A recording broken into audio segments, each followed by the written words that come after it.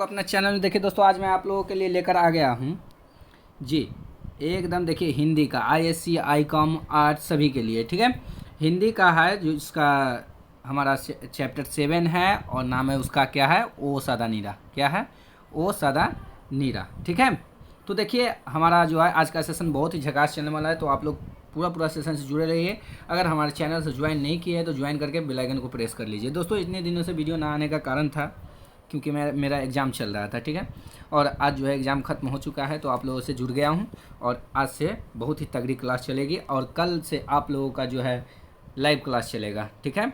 Live class चलेगा, उसमें आप लोग अपने से स्वयं से सेट मारिएगा और हम देखकर आप लोगों को आंसर बताएंगे। तो आप लोग सेशन से पूरा जुड़े रहिए, लाइव क्लास से भी जुड़े रहिएगा, ठीक है प्यारे भाइयों। चलिए आज का सेशन हम लोग शुरू करते हैं। तो हमारा फर्स्ट क्वेश्चन है कि ओ सदा नीरा शीर्षक संबंध में वर्णित मन कैसे ताल है। वर्णित मन कैसे ताल है? तो छोटे और विशाल ताल है, ठीक है। क्या है? गहरे और विशाल ताल है, ठीक है। गहरे और विशाल ताल है, याद रखना है इस बात को हमें। चलिए उसके बाद सेकंड क्वेश्चन देखते हैं हम लोग। सेकंड क्वेश्चन क्या कर रहा है, इसमें आप लोगों को सिर्फ और सिर्फ मोस्ट इंपोर्टेंट क्वेश्चन ही कराया जाएगा, ठीक है।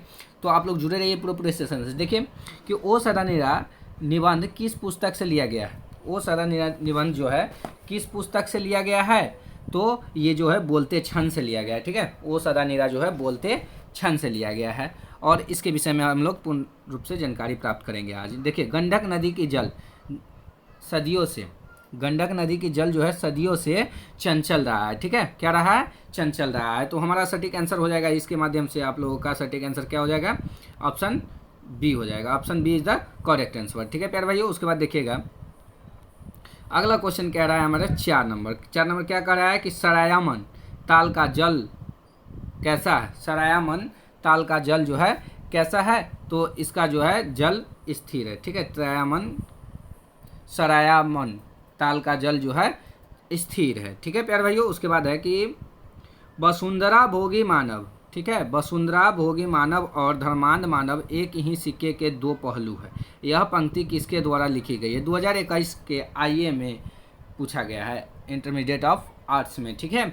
ये सब क्वेश्चन भी इंटरमीडिएट ऑफ आर्ट्स में पूछा गया है। चलिए देखिए, वसुंधरा भोगी मानव धर्मांध मानव एक ही सिक्के के दो पहलू है। यह पंक्ति किसके द्वारा लिखी गई है? तो यह पंक्ति जगदीश चंद्र माथुर के द्वारा लिखी गई है, ठीक है। जगदीश चंद्र माथुर के द्वारा। तो हमारा आंसर क्या हो जाएगा?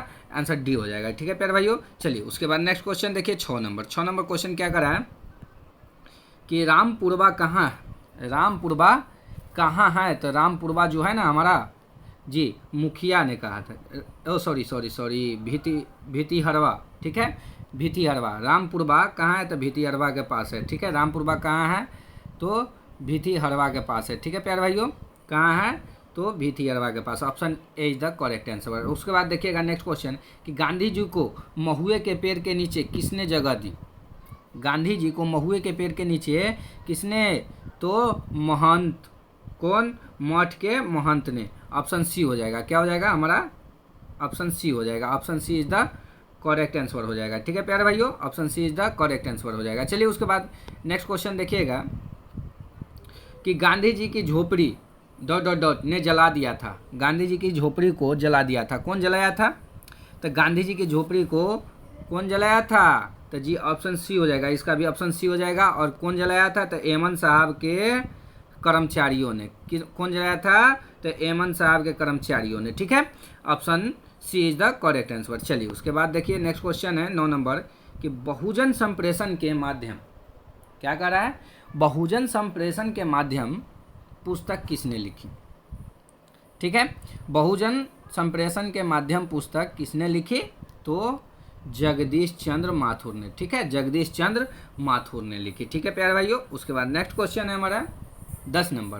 प्यारे भाइयों अगर आप लोगों ने सब्सक्राइब नहीं किया तो सब्सक्राइब करके बेल आइकन को प्रेस कर दीजिए और एक लाइक दबा दीजिए। चलिए देखिए उसके बाद नेक्स्ट क्वेश्चन हमारा कि निम्नलिखित में कौन सी रचना जगदीश चंद्र माथुर की है। निम्नलिखित में कौन सी रचना जो है जगदीश चंद्र माथुर की है। तो देखिए जगदीश चंद्र माथुर जी का जो रचना है ना, वो जो चैप्टर हम लोग पढ़ रहे हैं ना सो होगा, ठीक है। कौन हो जाएगा?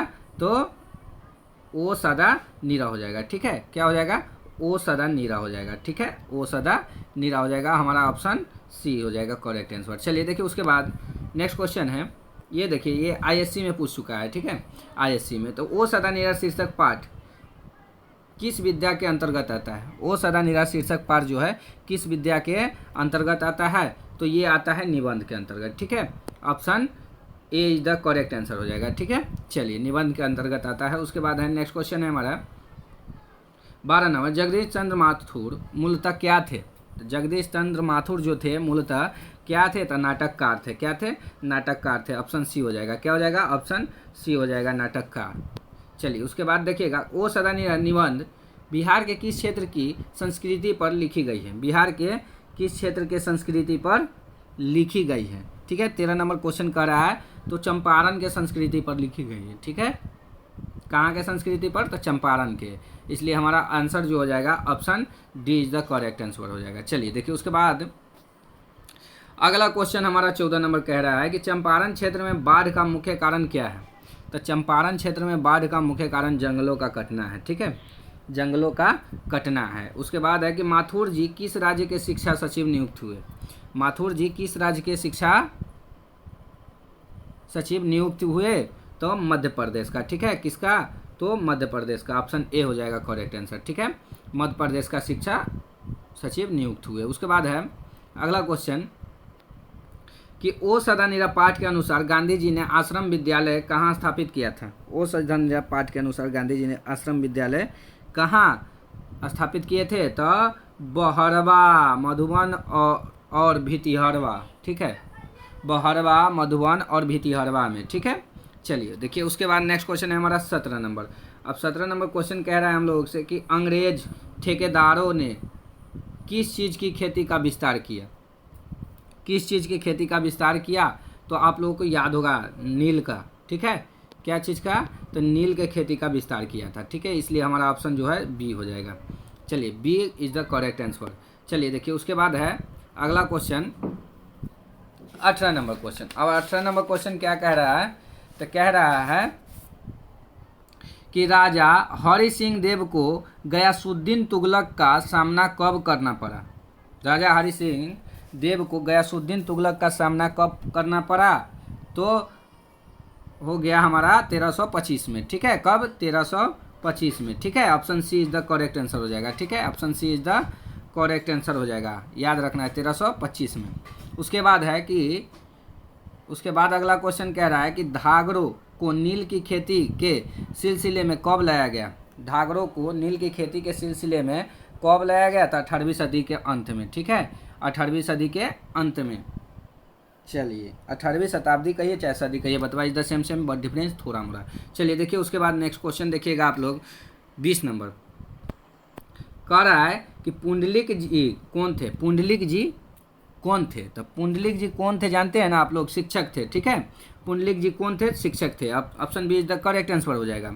उसके बाद नेक्स्ट क्वेश्चन कह रहा है कि निम्नलिखित में से कौन सा नाटक जगदीश चंद्र माथुर रचित है? ठीक है, कौन सा नाटक जो है जगदीश चंद्र माथुर की रचित है? ठीक है, तो जगदीश चंद्र माथुर जी जो नाटक लिखे थे ना, वो उसका नाम था कोणार्क। क्या था? कोणार्क था। ठीक है प्यारे भाइयों, उसके बाद नेक्स्ट क्वेश्चन है कि निम्नलिखित में से कौन सी उपाधि माथुर जी को मिली?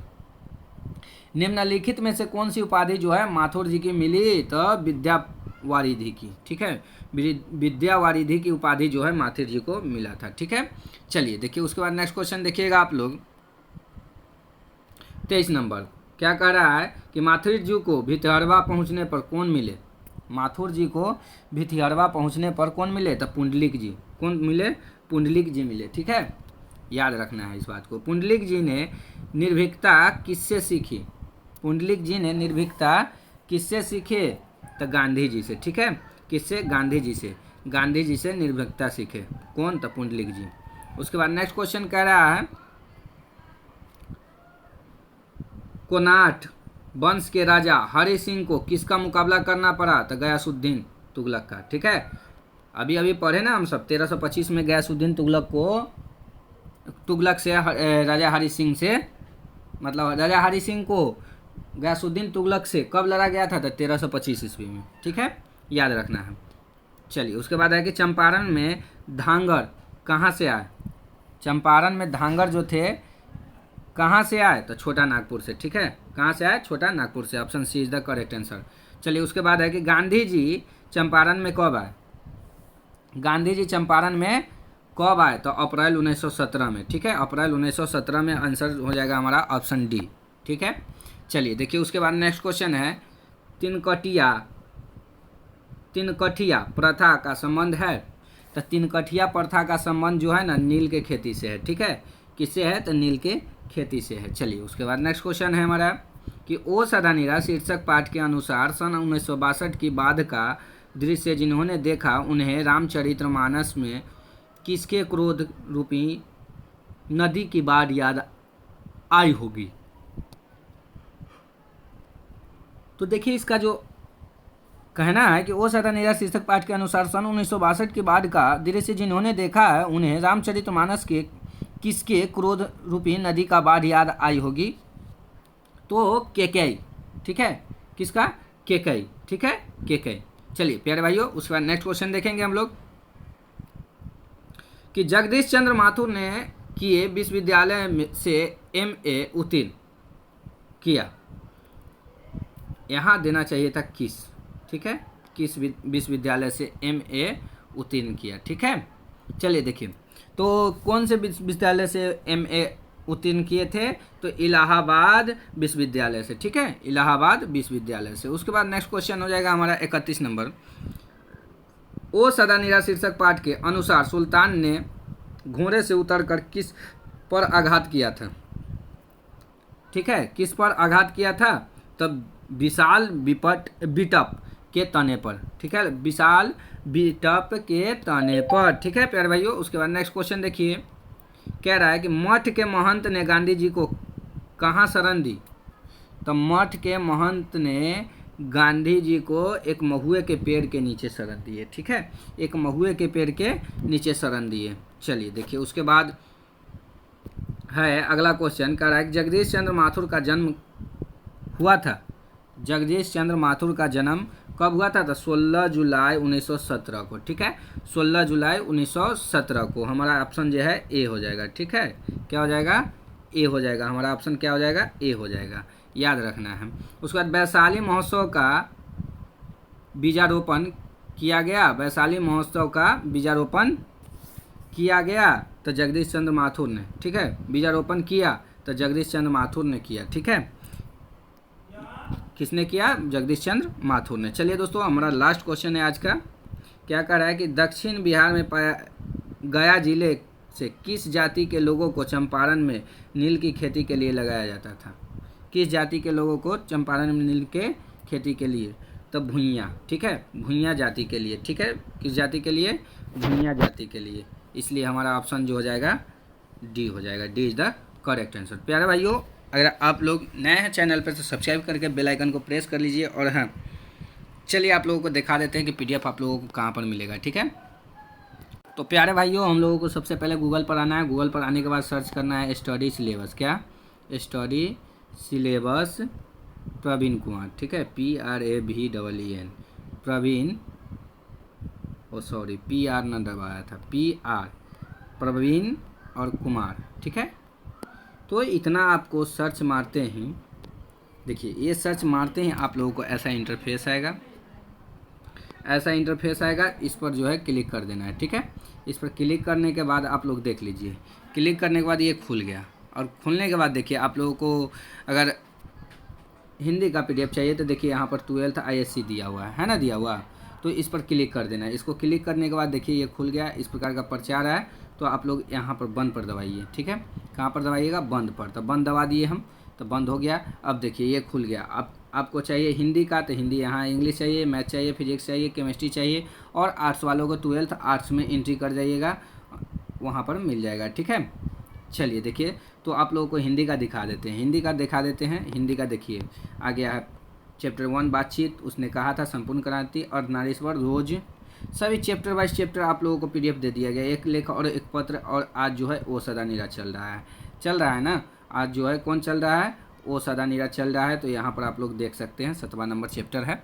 तो आप लोग इसका PDF यहाँ से आकर डाउनलोड कर सकते हैं। यहाँ पर सभी चैप्टर का दिया हुआ है, तो आप लोग ज़रूर से ज़रूर आकर डाउनलोड कर लीजिए। ठीक है प्यारे भाइयों, इतना ही के साथ फिर मिलते हैं अगला सेशन में। जय हिंद, जय भारत।